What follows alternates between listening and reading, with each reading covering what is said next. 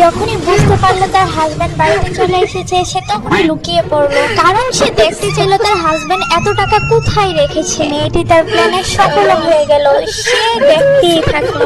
এক পর্যায়ে সে গুপ্তধন দেখেই ফেললো। সে তো একেবারে সে মনে মনে একটা ফোন দিয়ে আটকে এবং সব টাকা নিজের পকেটে ঢোকানোর চিন্তা ভাবনা করলো। ছেলেটি যখন পকেটে টাকা রাখলো তখন সেটি তার বউয়ের কাছে চলে গেল।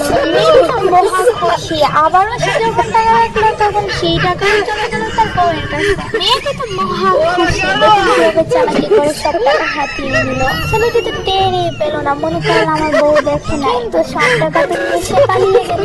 দেখুন আহা বেচারা ছেলেটি, সে যখন হাত দিয়ে দেখবে পকেটে টাকা নাই, এই যে দেখুন এখন আয় হায় টাকা কোথায় গেল, বিছানা নিচেও টাকা খুঁজে পাবে না। কি এক মজাদার অবস্থা। এই জন্যই বলি ঘরের বউর থেকে বেশি চালাক হতে চান না, লাইক দিয়ে যাও আমার কিউট কিউট বন্ধুরা।